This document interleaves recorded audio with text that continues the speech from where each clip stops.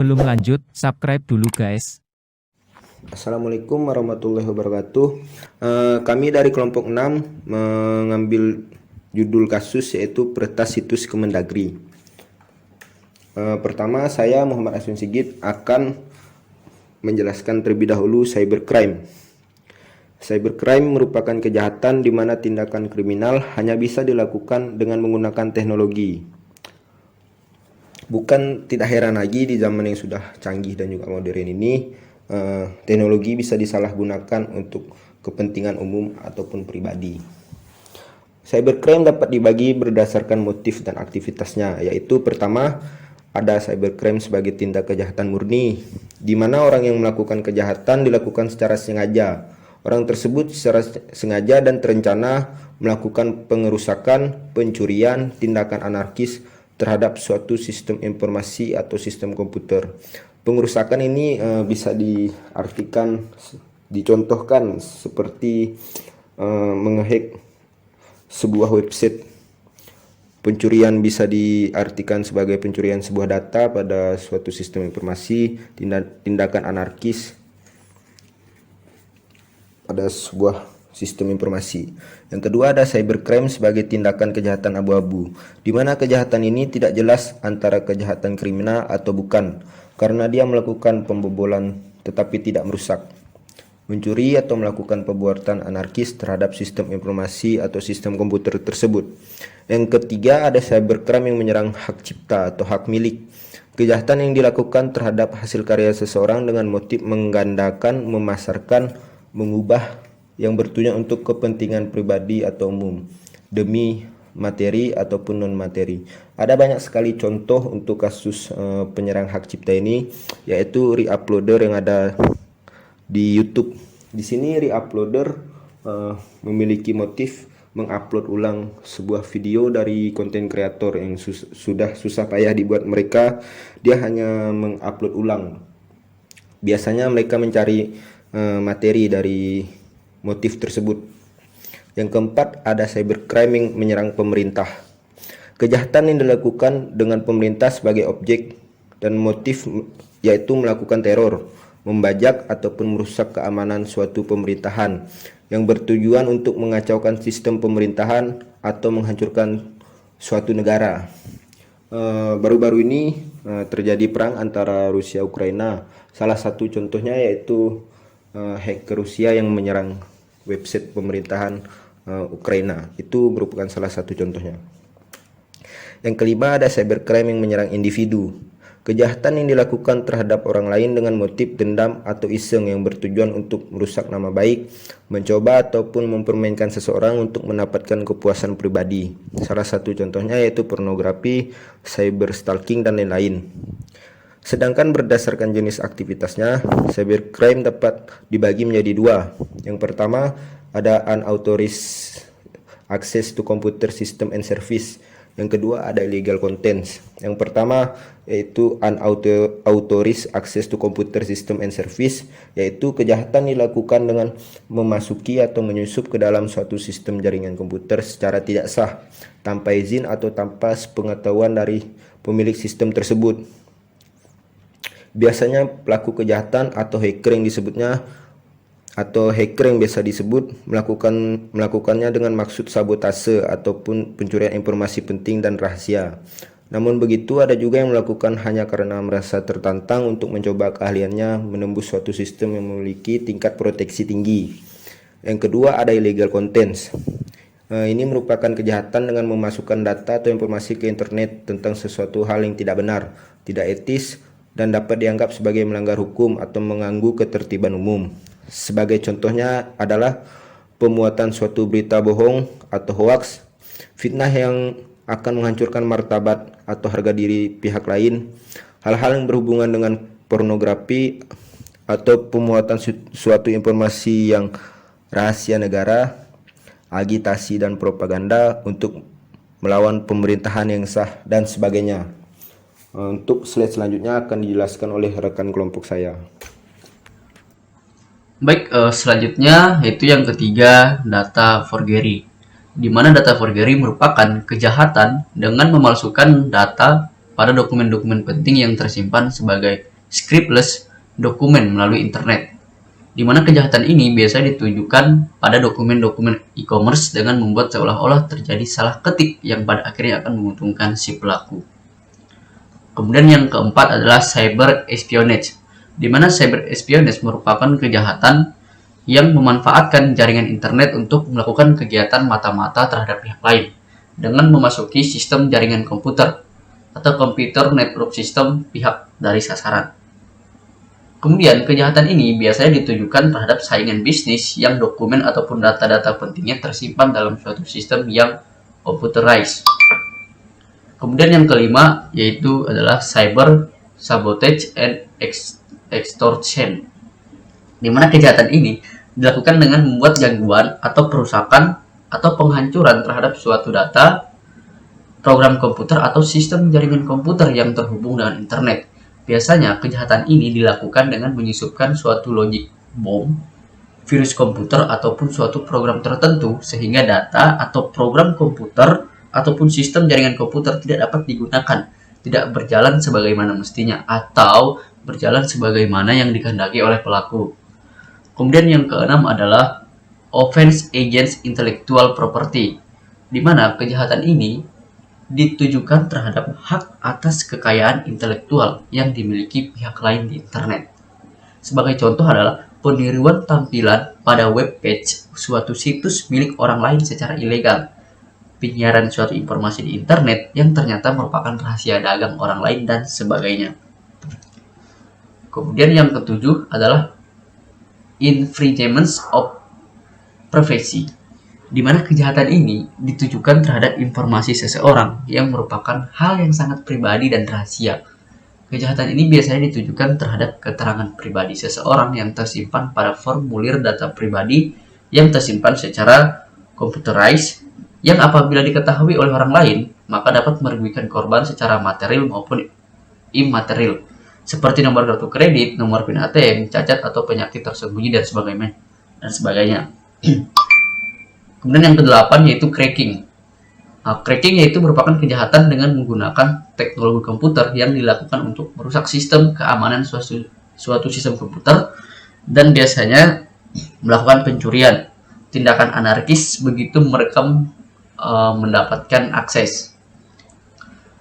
Biasanya kita sering salah menafsirkan antara seorang hacker atau cracker, di mana hacker sendiri identik dengan perbuatan negatif, padahal hacker adalah orang yang senang memprogram dan percaya bahwa informasi adalah sesuatu hal yang sangat berharga dan ada yang bersifat dapat dipublikasikan dan rahasia. Kemudian yang kesembilan adalah carding. Jadi untuk carding adalah sebuah kejahatan dengan menggunakan teknologi komputer untuk melakukan transaksi dengan menggunakan kredit orang lain sehingga dapat merugikan orang tersebut baik material maupun non material. Baik, untuk contoh kasusnya dalam dunia nyata itu akan disampaikan oleh teman saya, yaitu Edwan. Baiklah, pada saat ini saya akan menjelaskan salah satu kasus cybercrime yang pernah terjadi di Indonesia, yaitu siswa STM pernah meretas situs dari Kementerian Dalam Negeri.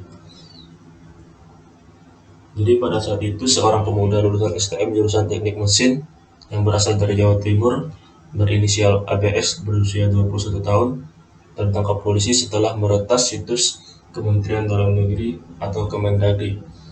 Jadi peretasan yang dilakukannya ini sebagai protes terhadap pemerintah, khususnya terhadap Undang-Undang KPK dan Rancangan Kitab Undang-Undang Hukum Pidana atau RKUHP. Jadi ABS ini merupakan siswa lulusan dari STM dari Jawa Timur. Ia belajar otodidak soal peretasan atau hacker melalui internet, dan ia mendalami apa itu hacking atau peretasan. Jadi salah satu pimpinan polisi yang bernama Asep mengatakan dari peretasan yang dilakukan oleh ABS ini karena ia tidak sepakat dengan adanya UU KPK dan RKUHP yang dirancang oleh pemerintah. Karena itu ia meretas tanpa paksaan dan tanpa suruhan oleh siapapun. Selain itu, motif ABS ini adalah untuk menguji kepiawaiannya atau kehandalannya dalam penetration test terhadap situs yang lemah keamanan dan mengambil informasi dengan menggunakan metode defacing vs FTPD. Jadi pelaku berhasil melakukan perubahan tampilan pada halaman website dari www.kemendagri.go.id pada tanggal 22 September 2019 yang lalu dengan satu kalimat, yaitu "Your files is mine" atau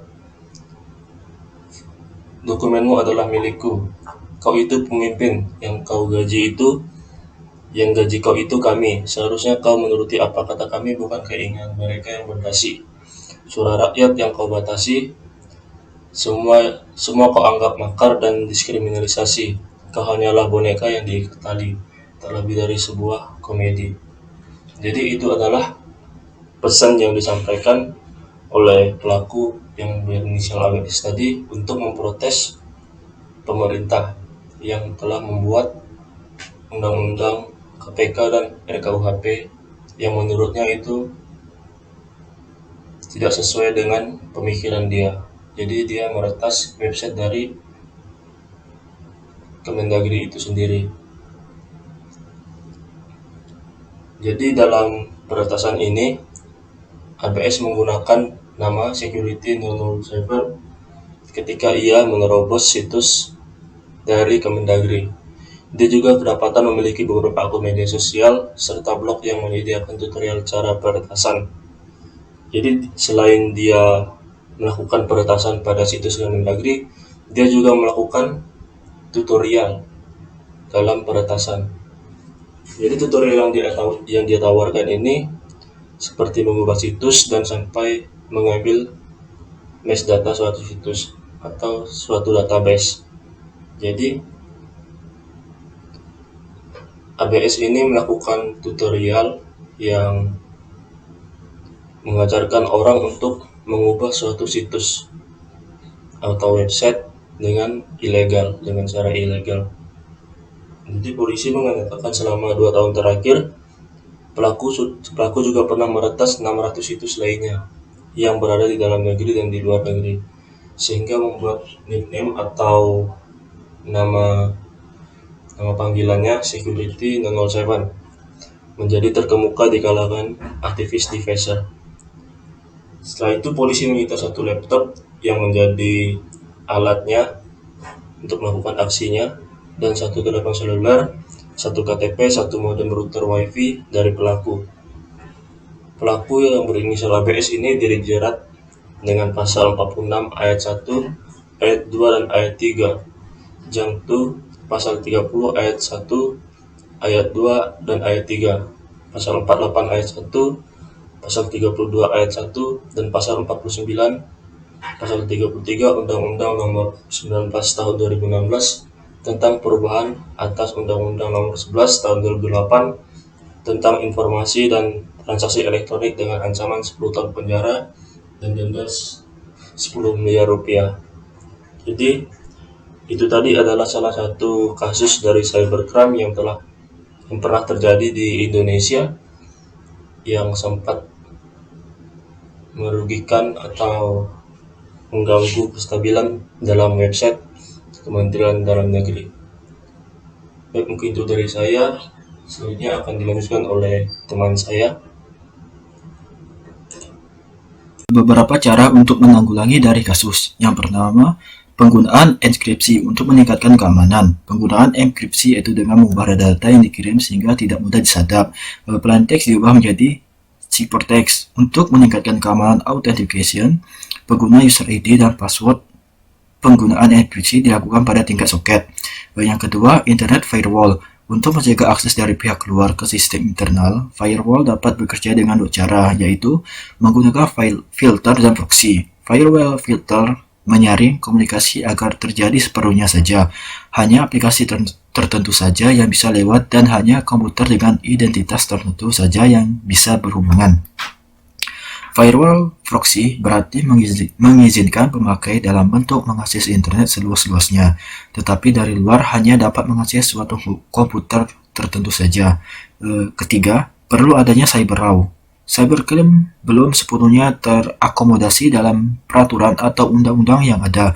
Penting adanya perangkat hukum khusus mengingat karakter dari cybercrime ini berbeda dari kejahatan konvensional. 4. Adanya pemantau integritas sistem. Misalnya pada sistem Unix adalah program Tripwire. Program ini dapat digunakan untuk memantau adanya perubahan pada berkas. Kelima, adanya sistem pemantau serangan yang digunakan untuk mengetahui adanya tamu atau seseorang yang tak diundang, intruder, atau adanya serangan attack. Kriptografi, seni menyandingkan data. Data yang dikirimkan disandingkan terlebih dahulu sebelum dikirim melalui internet. Di komputer tujuan, data dikembalikan ke bentuk aslinya sehingga dapat dibaca dan dimengerti oleh penerima. Hal ini dilakukan supaya pihak-pihak penyerang tidak dapat mengerti isi data yang dikirim. Gunakan SSL. Secure Socket Layer atau SSL digunakan dengan protokol yang sudah terenkripsi untuk mentransfer informasi antara website dan database. Hal ini tentu akan menyulitkan para hacker untuk masuk ke website yang sudah terlindungi SSL. Selain membuat website menjadi makin aman, SSL juga mampu meningkatkan kepercayaan pengunjung terhadap website.